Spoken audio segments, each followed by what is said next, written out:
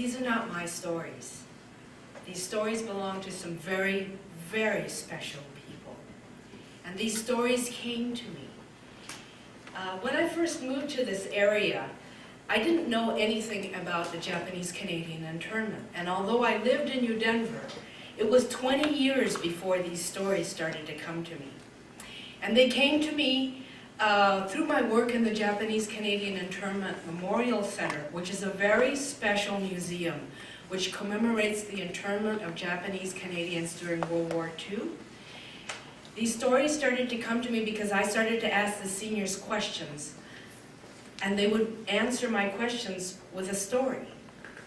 And sometimes they would come to me very shyly and tell me a story in order to correct a misconception that I had about the internment. So in the beginning, these stories came to me from Japanese Canadian seniors. Then after a while, as I was working on the internment interpretation, the stories started to come to me from visitors. I noticed this strange phenomena started to happen. I would be there rearranging the photographs late in the evening, and out of the shadows, this story would be told to me by someone who had lingered way past the closing hours of the internment center in order to tell me this story of how they had an experience with the Japanese Canadians at the time of the internment.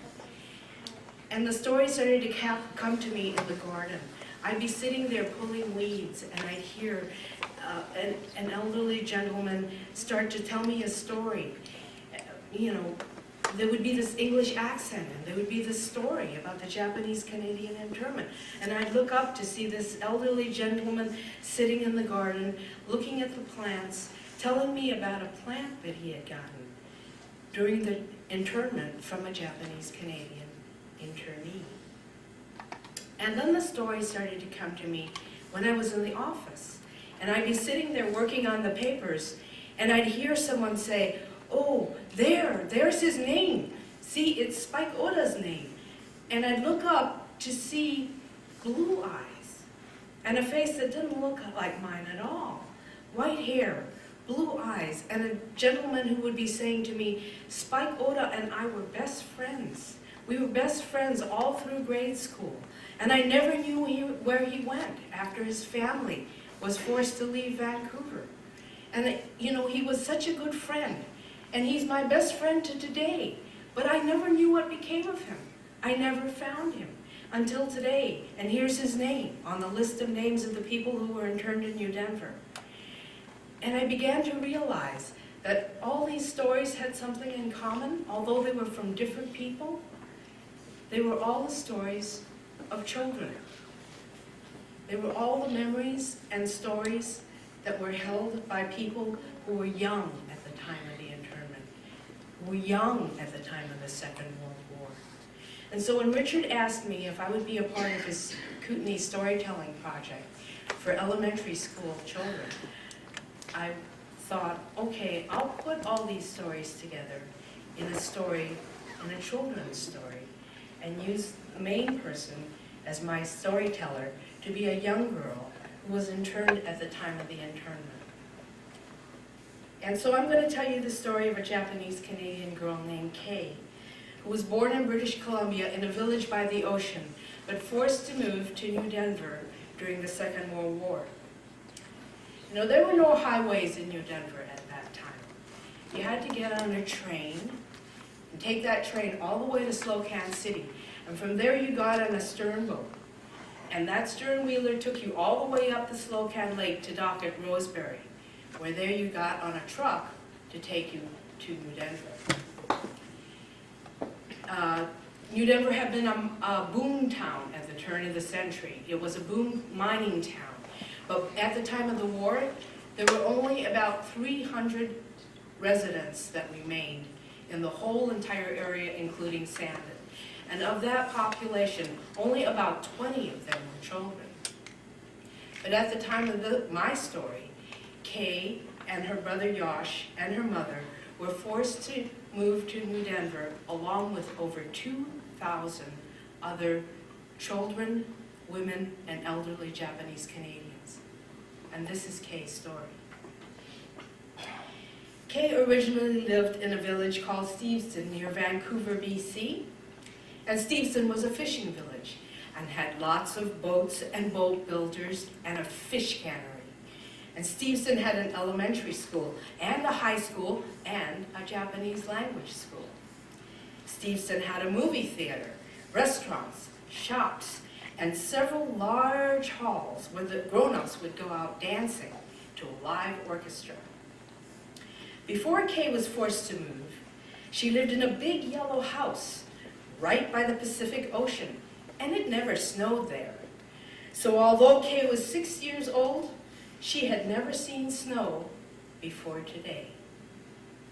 Kay stuck her head out of the opening in the tent and let the snowflakes fall on her tongue. Well, they tasted like tiny sparkles. "Shut the door, you're making it cold in here," Kay's big brother Yosh yelled behind her. "Well, it isn't a door, it's a tent. And it's just as cold in here as it is outside," Kay answered. "Shh, shh, shh, shh, shh," her mother said from the darkness. "Kay, son, it's too early. Come inside, shut the door, come and sit on the mat." "Well, it's just a mat on the ground," Kay said, and she crawled back to her mother's blanket and picked up her dolly and held her close to her chest. Well, it wasn't really Kay's dolly. The dolly really belonged to her best friend, Yumi. Kay remembered the day that she got Yumi's dolly. Yumi's family was one of the first families that was forced to be moved, and that was early in the spring. All the cherry blossoms were blooming. They had new flowers in the trees, and usually the whole village would be getting ready for the Cherry Blossom Festival, but not this year. Ever since the war, everything was different. People were being moved. First, all the fathers and the young men were ordered to leave, and no one knew where they had gone or for how long they would go. Then whole families were gone from their houses, suddenly and without warning, and no one knew who would be next. The schools and movie theaters were closed, so every day Kay and her brother Yosh would walk along the beach. And one day when Kay and Yosh were walking along, she saw that Yumi's house was empty.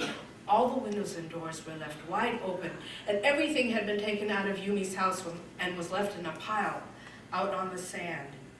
Kay recognized all of Yumi's family's furniture, even the radio from their living room, and all of the tools, even the special ones that Yumi's dad used to use to fix the big boat machines, and all of Yumi's toys. Kay recognized Yumi's doll right away, and she ran over and began pulling at it from the pile. Her brother Yosh yelled at her not to. He said her mother would be angry. "Mom's gonna be mad," he said, but Kay didn't listen. She didn't know where Yumi and her family went, but she was sure Yumi didn't leave her dolly behind on purpose. So Kay pulled it from the pile, and she took it home, and she put Yumi's doll with her own things. And then one night the Carsons came to visit.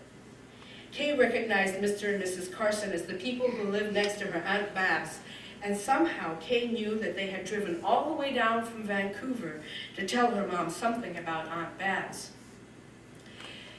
"Well, they came and got Babs and the boys this morning," Mrs. Carson said. "She was crying. I promised Babs I will let you know, and since they cut off your telephone, well, Mrs. Carson went and held on to her mother's hands. "I'm so sorry. You know, your sister came over last night. At first I thought she was coming over to play cards. She used to do that ever since Toshi and the men had to leave. But last night she came over, she said she couldn't stay. She had a feeling they would be next, and she said that if that happened, I was to come over and let you know. And then she told me to take her brand new washing machine. You know, the one that Tosh gave her for Christmas? She told me to take it. She knew couldn't afford one, and she said she wanted me to have it. She said she wanted it to be used. And I told her, oh no, that would never happen. Not here, not to you and the boys. They would never come and take you. This is the city. That would never happen, not here in Kitsilano. But then early this morning, before dawn, I saw the truck. Can you imagine? I saw them all climb into the back of the truck with just what they could carry. And I just stood in the darkness and I watched them drive away. Babs made us promise not to interfere. She said you'd all agree. She said she didn't want them to take the children from her, so she didn't want to make a fuss. But I'll never forget them climbing into that truck in the darkness. It made me feel so bad, so ashamed. Well, this ain't right what they're doing to you folks. It just ain't right, Mr. Carson said. I can't take the washing machine. We'll bring it down here for you. She's hardly used it. But Kay's mother, she shook her head. No, don't bother, she said. You know, I don't think we'll get a chance to use it. And the very next morning, after the Carsons came to visit, the men from the Security Commission came to Kay's house. And they told them that they had to move. But Kay's mother already knew what to expect. She told Kay she could only take with her what she could carry. But then her mom made a carry pack out of the cloth from her dad's fishing canvas and strapped it to Kay's back with her clothes and things. So then Kay had enough room in her arms for Amy. Well, that was the name of Kay's dolly. And Madge, that was the name of Yumi's dolly. But then Kay lost her dolly in the big crowd of people in the first place that they were sent to. Oh, Kay hated that place. On the way there, her big brother Yosh said, we're going to have to live in the same building in Vancouver where Mom and Dad used to take us to see the cows being sold. Kay didn't believe him, but when she got inside, she knew it was the same place. There weren't any cows there, but in spite of no matter how much everybody cleaned, the smell of the cows never really went away. And everywhere Kay looked, there were bunk beds with children and mothers sleeping on mattresses filled with straw. In fact, Kay was so glad to leave that place that she didn't realize that she had lost her dolly until they got to New Denver. And then when they got to New Denver, well, they were forced to live in a tent. But at least it didn't smell like cows. In the beginning, it was fun. It was kind of like camping, but now it was winter, and it was cold. Tell me again why we had to leave our house, Kay whispered to her mother. It's because we're Japs, her brother snarled into his pillow. Kay's mother reached over and pinched him hard on the cheek. Don't you ever call anybody by that name again, ever. That is hurtful and rude. We are Japanese because your grandmother and grandfather were born in Japan. But we were all born in Canada, so we are Canadian too. Kay saw 2 tears trickle down her brother's cheeks and lie in a round shape on the mat, but he didn't make a sound. Kay's mother patted the blankets with her hands. Oh, Kay loved to watch her mother's strong hands.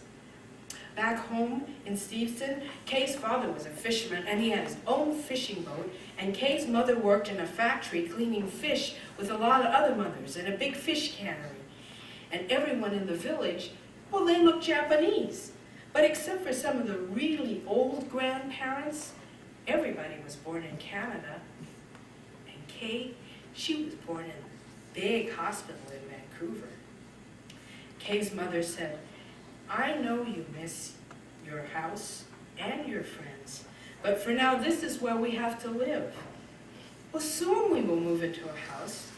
You know, when your father had to leave, he and all the other fathers were sent to build the places for us to live in. And they're working very hard to get them finished, so we'll have to be patient. Well, if Daddy is building our house, why doesn't he come to see us, Kay asked. This isn't the only places that Japanese Canadians are being sent to. There are lots of places because there are thousands and thousands of Japanese Canadians who are being moved. And Daddy is probably in another camp building. Kay's mother opened her hands in front of her and waited for Kay and her brother to put their hands in hers. She always did this when she had something important to say.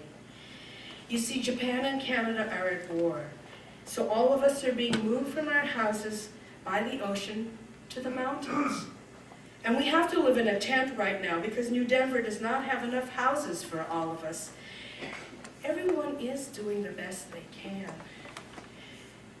You must be very brave and understand that people are mad at Japan right now. And sometimes people do hurtful things because they are so angry. Kay's mother gave a sideways glance to her brother, but causing trouble only makes it difficult for all of us. Kay's brother avoided his mother's eyes. And then he said, Kay, let's go get water. Outside, the whole world was white. White mountains, white trees, white fields, everything. And Kay's rubber boots were slippery in the new snow, and the walk to the lake, which they had done every day since they had gotten to New Denver, seemed entirely different. In the distance, Kay could see rows and rows and rows of small shacks, and they were all exactly the same. Same size, exactly the same shape, and they didn't look like nice houses at all. They looked like tiny wooden shacks. And Kay could see curls of smoke coming from some of the stovepipes. There must be people living in there already. I wonder if my friend Yumi is there. I wonder if she'll want her doll back.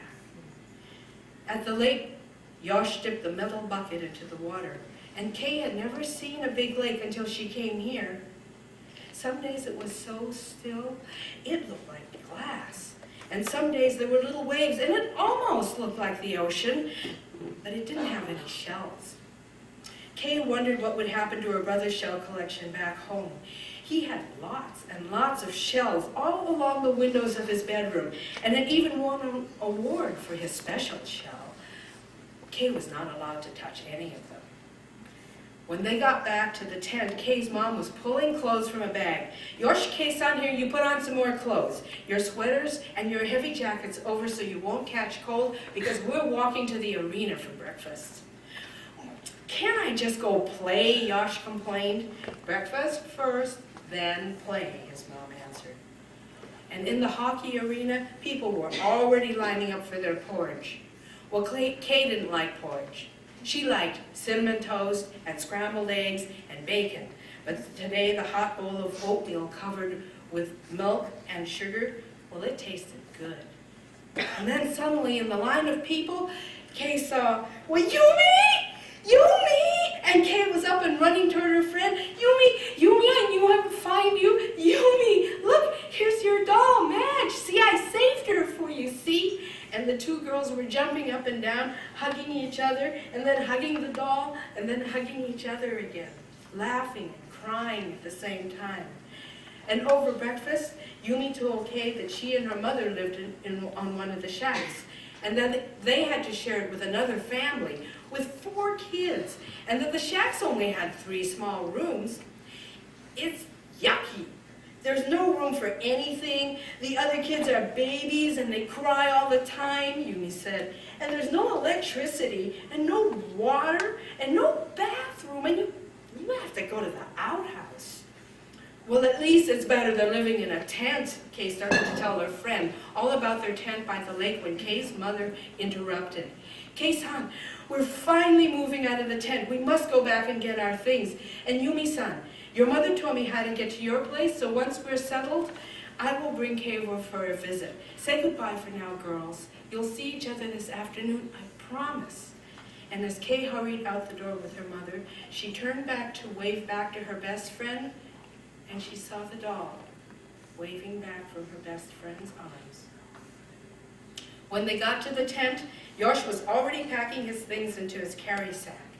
Suddenly he stopped and came over to Kay and put something into her hand.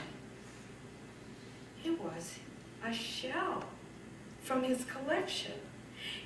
It was his favorite shell. Kay recognized it at once. He had shown it to her when he won his prize, but then he put it in a secret place, and Kay had never seen the shell up close.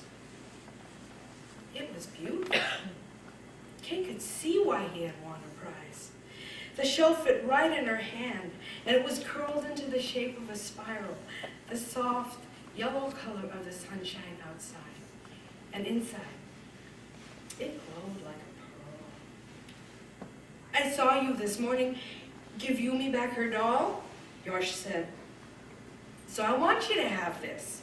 You see, you put it to your ear. You can hear the ocean. Well, it's not a doll, I know, but Mommy will make you another. And there will never be a shell like this one, because they're all different. Like the snowflakes. No two are the same. And that's why they're so special.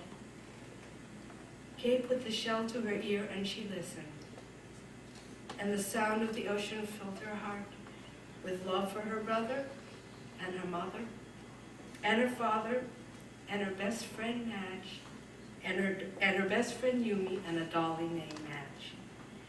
And as she carefully put the shell into the soft folds of her pocket, Kay made a wish that someday there would be no more wars, so that all the world's children could live in peace. Thank you.